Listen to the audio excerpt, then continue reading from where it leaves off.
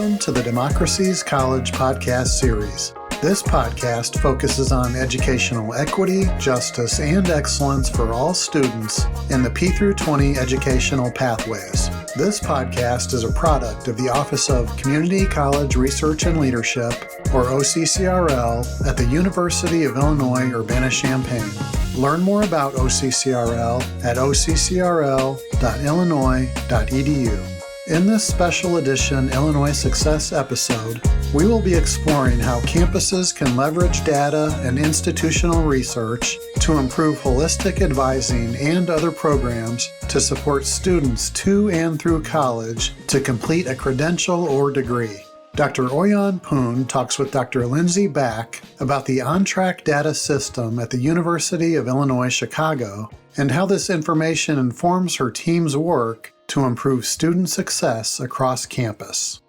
Welcome to Illinois Success. I'm your host, OiYan Poon. In this episode, we'll be exploring how campuses can leverage data and institutional research to improve holistic advising and other programs to support students to and through college to complete a credential or degree. In 2024, the U.S. Department of Education published a playbook on implementing holistic advising and wraparound services to equitably improve post-secondary student success. This playbook explains that effective advising, particularly holistic advising that is well integrated with wraparound support services, can play a central role in helping students navigate the complicated systems and processes that are critical to success on their campuses to increase retention and completion rates for students. This report offered many recommendations, but I want to highlight its call on campus leaders to use data and advising technology to enhance student experiences and progress toward their academic goals. Today, I'm really excited to be in conversation with Dr. Lindsey Back about the on-track data system at the University of Illinois Chicago and how these data inform their work to improve student success across campus.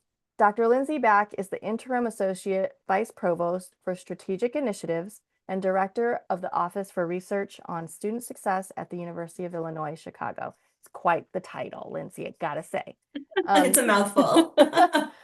Dr. Back completed her doctoral degree in community psychology at DePaul University. Her research interests include access to and empowerment through higher education for underrepresented groups, as well as the use of an ecological approach to understand student success. She has expertise in educational assessment, evaluation, and measure development.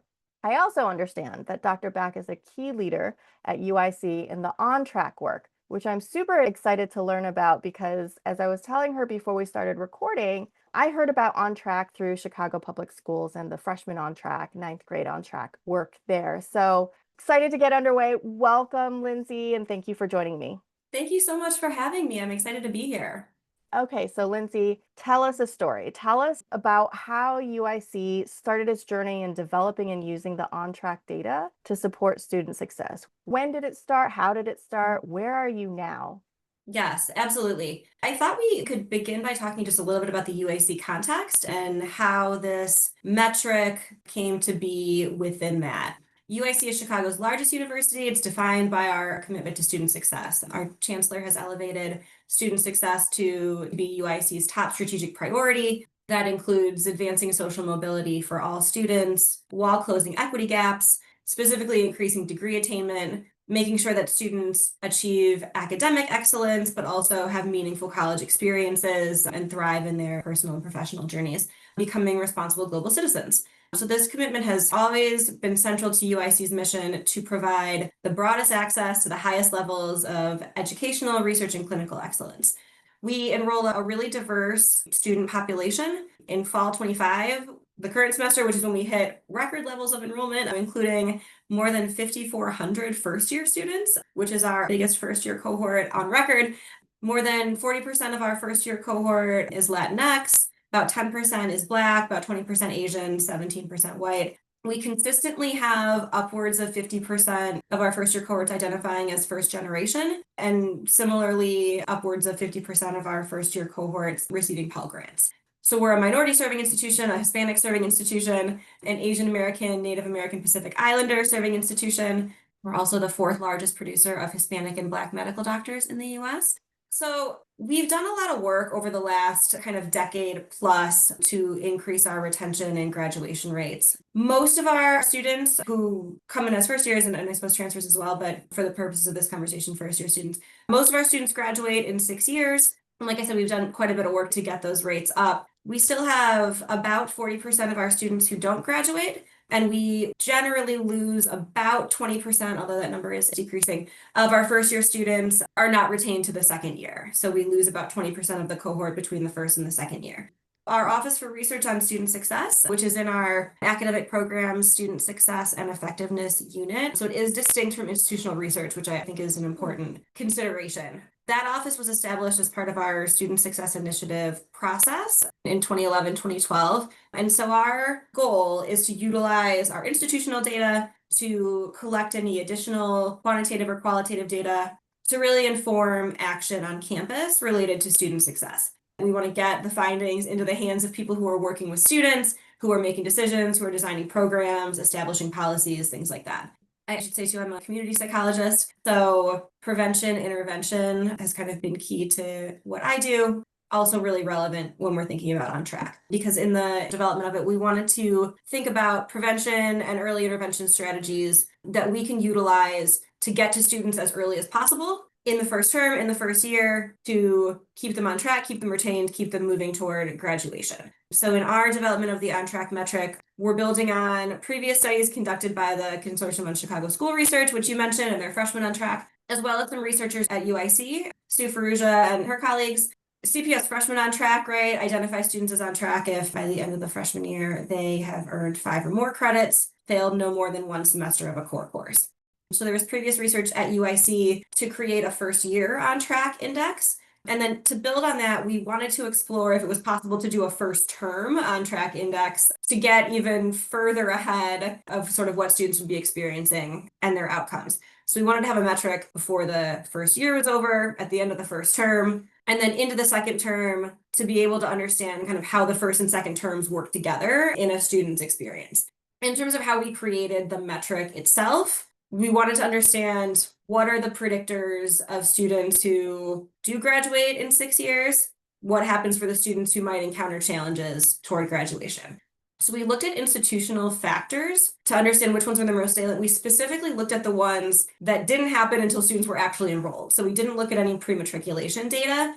We wanted to make sure that we focused on what was happening once students got here, as opposed to what may have been potentially inequitable preparation prior to matriculation. I like that phrase that you use, institutional factors, right? Because students are just going to come to us.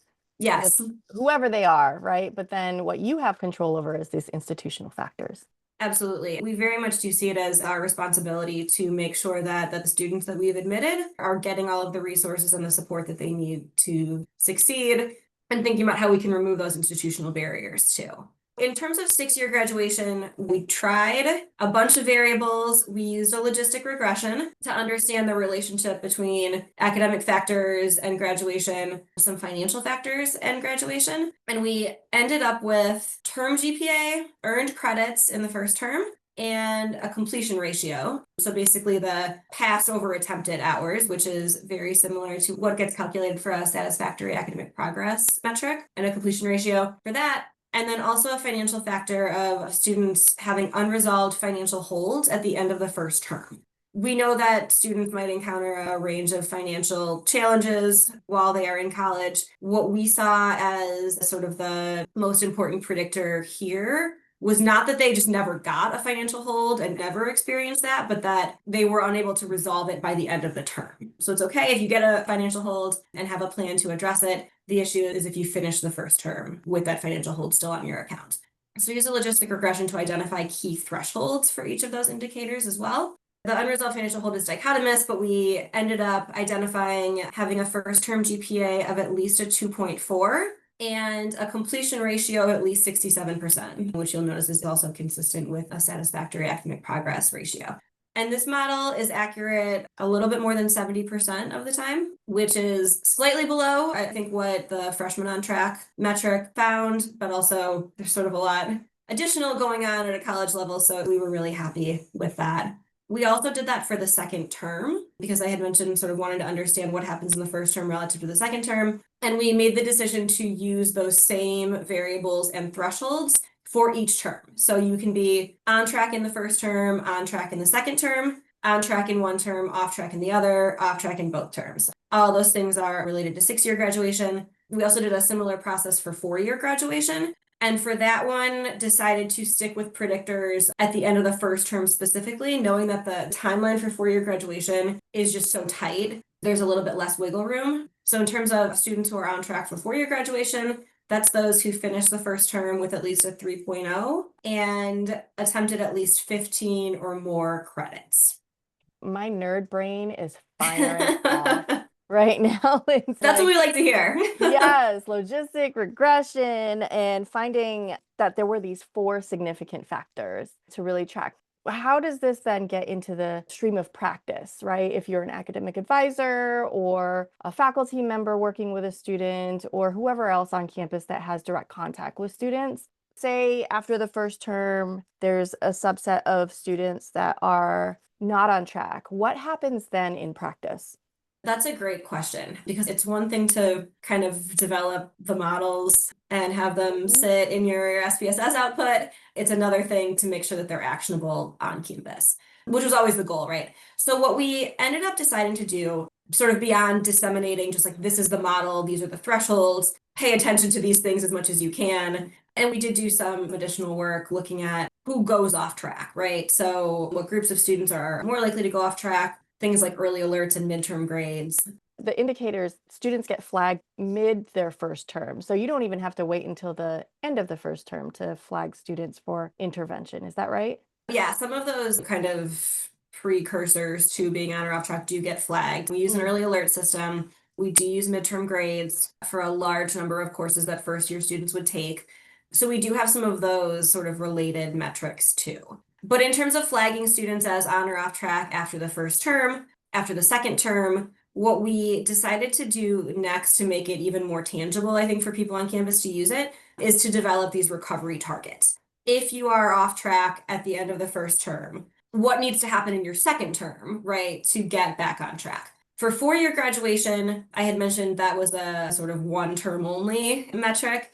We ended up using those same metrics, so the 3.0 GPA and at least 15 attempted credits in the second term to identify students as kind of recovered back on track. And what we really loved about that is that the 15 attempted credits, like that's something that happens early, right? Like that's prior to the census date. It's very actionable for advisors.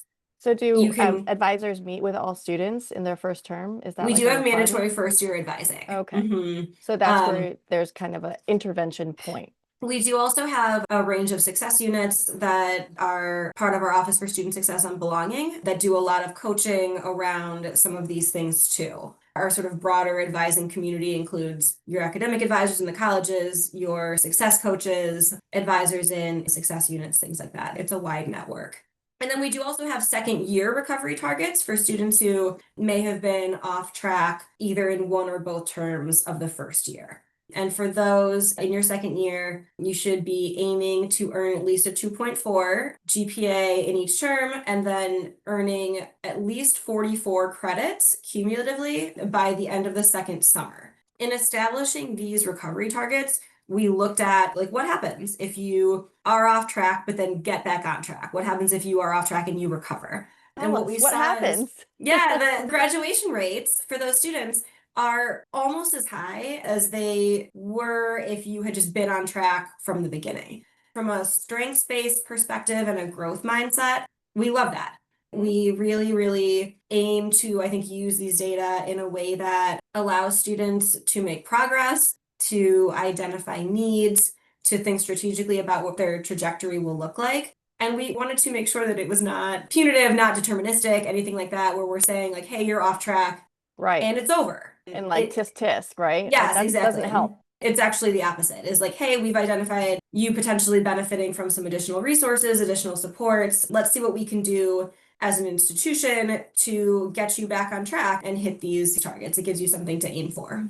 So then there's like a network of outreach professionals who then reach out to that student.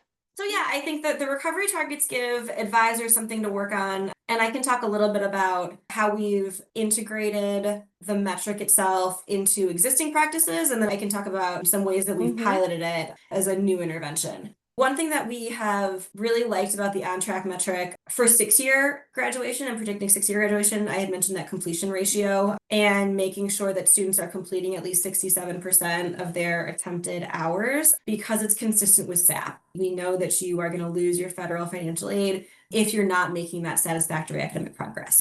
So we have a SAP flag, a kind of SAP warning flag that goes into iAdvise, which is our iPass system, at the end of the first term.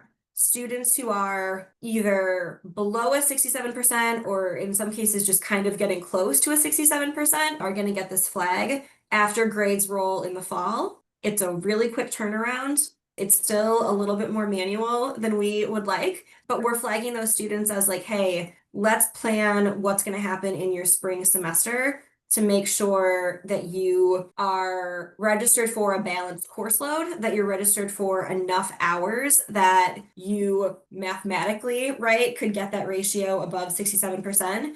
And if not, if that's not feasible in the next term, what is your plan? Do we need to think about summer courses and either shifting that ratio in that way? If it's a GPA issue, what does that look like for your major? What can we do in terms of your degree planning? What do you need to take in a given term? How can we be strategic about that? So that's something that advisors and coaches see on all of the students that are affiliated with them. And so they'll do that outreach within the first couple weeks of January, realistically. Our census date for the spring ends up being usually like that last week of January. Happy New Year, get to work. I know. Whenever we're setting deadlines for that, we're like, okay, who's like not taking off during those couple weeks? And then thinking about the credit piece of it, right? Knowing that there are attempted credit thresholds, there are earned credit goals for recovery. We do offer a lot of summer opportunities that help students either catch up, get ahead, keep moving toward graduation. Our Summer Edge is an academic recovery program for particular gateway courses that students may have earned a DF or W in during the fall or the spring. So they're able to retake it in the summer with wraparound services. We tend to see the pass rates for students in those classes be 2, 3, in some cases 4 times higher than a control group. It's great.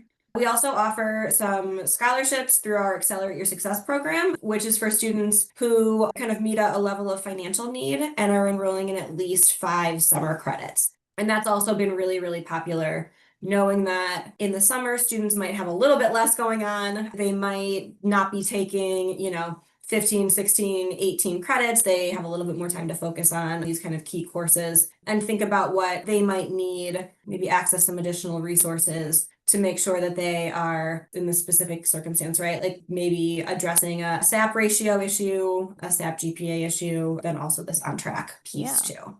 I mentioned that we have also piloted how we share these data.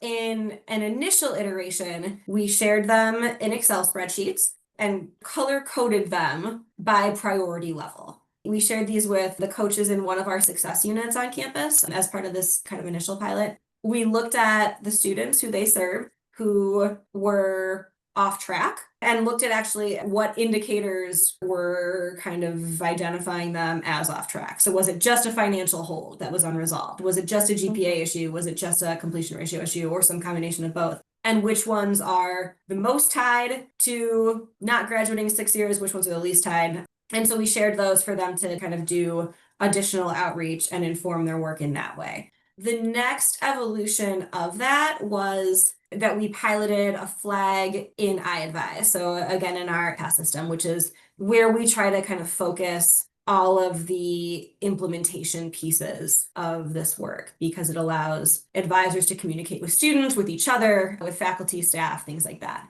We convened a pilot group of advisors from a few of our success units and a few of our colleges. So we have a mix of academic advisors and success unit advisors in there. We brought them together to test this flag for students who were on track for 6-year graduation after the first term, but off track for 4-year graduation. They weren't necessarily the group of students who were potentially dealing with SAP cancellation risks or academic dismissals or anything like that, but if they continued on that trajectory, it was going to take them a little bit longer to graduate than maybe we would like, they would like.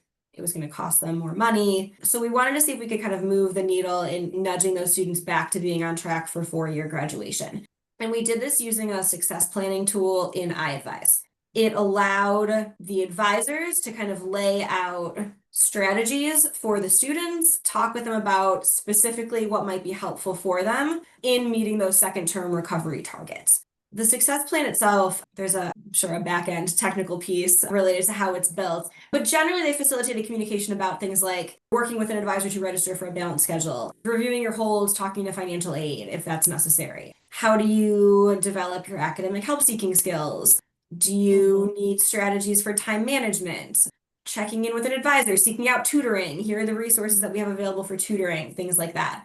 In that pilot, we found that the students who had a success plan that was kind of successfully created for them by their advisor, by their coach, they got back on track for 4-year graduation at higher rates than the students who didn't were a part of the pilot. It was about a 6 percentage point difference. So that's something that we're still kind of thinking through in terms of how the kind of items on the success plans are addressed. Like, does that mean that students see them as a to-do list? Are they referrals? Do students need to kind of engage with the success plan to say, like, okay, I did go to tutoring, things like that. So it's an evolving process, but that pilot was really encouraging, I think, for how we use On Track and also how we use success planning on campus, just more generally. You know, what I love about this conversation is you've used the term pilot a couple of times now, and that you've said like, hey, we first started out trying one thing and then we went on to the flag in the system, and this has been trial and error. And I'm sure there's been bumps along the way that you're growing from, right? What's been some of these bumps and how have you overcome them? Like, how have you been working through these challenges of using the data and implementing it, informing the practice? What pops into my head first is that it can be a little cumbersome to sort of communicate the data side of this. We've done a range of presentations on the analytics. I think that can be super interesting for some people, much more overwhelming for other people, right? I think data literacy perspective, that's something that as a research office, we are still learning, right? Like, how can we communicate these things to the broader campus community in a way that makes sense to them? I don't think this is unique to UIC, but we understand, right, that our advising community, faculty and staff, everybody is constantly being asked to do more with fewer resources. I think adding one more thing or treating it like we're adding one more thing on top of the work that everybody else is already doing isn't really feasible or very nice. Yeah. This was sort of always the intention, right? If you can take a prevention framework or a prevention approach to some of this, ideally you are able to keep some of those kind of negative outcomes from happening. You don't sort of get that far with them. It's like a public health approach. I like this It framework of is. like, what's the Yes. health of the community as a whole? Yes, absolutely. I think that's the perfect way to put it. And one of the ways that we tried to frame this is we want to make advisors' efforts and outreach more efficient, more strategic. We're trying to help you use data to make your work easier is probably not fair, right? But you get the idea. Yeah. It's potentially not possible for our advisors to talk to every single student in their caseload every week. We have Former offices. academic advisor. Yes, I you get guarantee it. that's not possible. If it's not possible, our goal is then for metrics like On Track, for some of these flags that allow you to prioritize your students. Our goal is for it to make it easier for you to understand who is going to benefit the most from that outreach and support, knowing that you can't get a hold of everybody. For the prioritization, I imagine the flag and these data systems are really, if I was an academic advisor like I was 25 years ago, like being able to say, okay, who should I reach out to first and foremost? That would have been such an amazing help. That's what we're hoping. Our traditional methods, maybe, of determining academic health and progress toward degree, probation, academic notice, class standing, things like that, may not be appropriate for all students, but also we could probably be doing a little bit better, right? Like, we're, I think, lucky to have a data infrastructure that allows us to understand what these indicators are. And we're going to keep working on it, right? We're going to keep trying to better embed it into the work that we're already doing and continue to optimize how that looks. And keep learning from the community and how to. Absolutely. Yeah, we get a lot of feedback from our advising community, which I think is extremely helpful. Like, it's really invaluable for us to hear from. So 14, 15 years into the journey at UIC now around the on-track metric, what would you say to campuses that are just getting started on figuring out what are the metrics on my campus? What kind of advice would you give them if folks are just starting, really like maybe in year 1 or 2 or even 5 of figuring out the metrics for their context? You have to start by seeing what is already out there. What is sort of the current status? Take an inventory, right? What data are being collected? What systems are being used? What data points are proactive? Which ones are reactive? And what kinds of early indicators is your campus already using? What's an example of a reactive or a proactive indicator? Yeah, so I think if we, for example, wait until a student is academically dismissed, there is very little we can do for them. When we So think that's about reactive. SAP, yes, we would think about that as reactive. When we think about satisfactory academic progress, one of the reasons why we implemented that SAP warning flag is because we know that a good chunk of the students who end up getting a satisfactory academic progress cancellation don't even come back for the second semester. So if we're waiting, right, as an institution to do that intervention in the spring term, it's going to be too late for a lot of those students. In contrast, if we're thinking about our early alert system, for example, will flag if a student hasn't shown up to class in the first couple weeks, if there's an attendance concern in one of those key gateway courses. If that student gets some kind of quick intervention from somebody on campus as a result of that early alert, that's a little bit more proactive. And I think our advisors would probably tell you that we will not ever be able to be like entirely proactive. Because I was just thinking, like in that example, attendance in a previous life not too long ago, I was a faculty member, and are you building into it routines for faculty to be like, hey, this student hasn't been here for 2, 3 classes in a row? At least for me, it was not a routine like habit for me to be like, let me put this in some system. Yeah, we're trying to back out even further. So we do have a little over a year into another initiative related to identifying priority students prior to matriculation and thinking about what that outreach can look like during orientation, during new student advising before the fall term starts, to try to continue to get ahead of some of these challenges that we know it's very common for students to experience. All of this best case scenario, right, is very collaborative.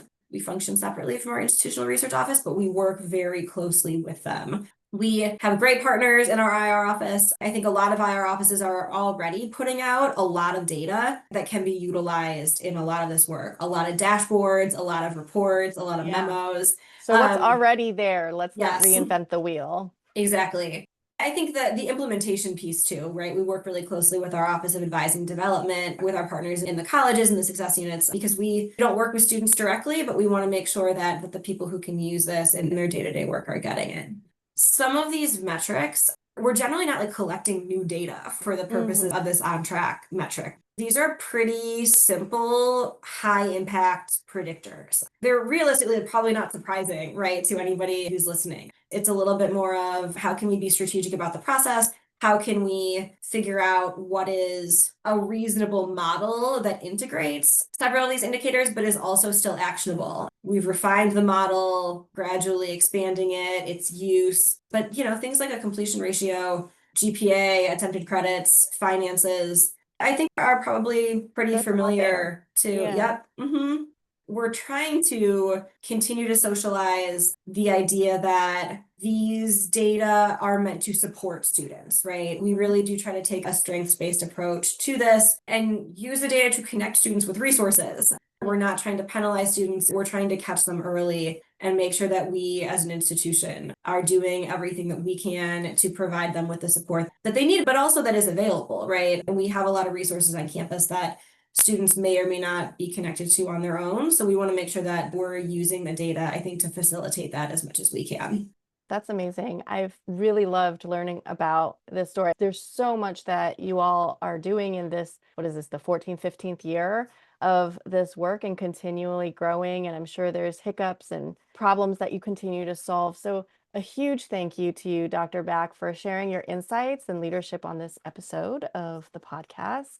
Lindsey, if listeners would like to learn more about on-track data possibilities and how to support their own campus's journey, what are some resources you'd recommend? I would definitely recommend the Consortium on Chicago School Research Freshman on Track reports. Those have really been foundational to this work. We're also happy to share the UIC reports that we've put together and some presentations, slide decks, things like that, if that's helpful for anyone. I feel like I've seen some of your videos on YouTube. I feel like Dr. Varela has presented and your team has presented little YouTube videos if anyone wants to Google that. I'm going to look those up as soon as we wrap up here.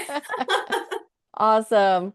Well, thank you again so much. Learned so much from you and excited to continue the work across Illinois.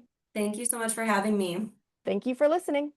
In 2022, Governor J.B. Pritzker signed a law that required public community colleges and universities in Illinois to submit equity plans to the state starting in 2024. As a result, these Illinois Success podcast episodes are intended to encourage and support higher education leaders to keep the momentum going. This includes planning, implementation, and learning with the goal of closing equity gaps on campuses. The acronym SUCCESS stands for Supporting Universities and Colleges in Creating Equitable Student Success. This series is part of a collaboration among OCCRL, the Illinois Board of Higher Education, and the Illinois Community College Board. In each episode, we converse with leaders from Illinois colleges and universities to hear their wisdom and experiences on effectively using data to advance institutional equity improvement strategies. Background music for this podcast is provided by Pixabay. Thank you for listening and for your contributions to equity, justice, and excellence in education for all students.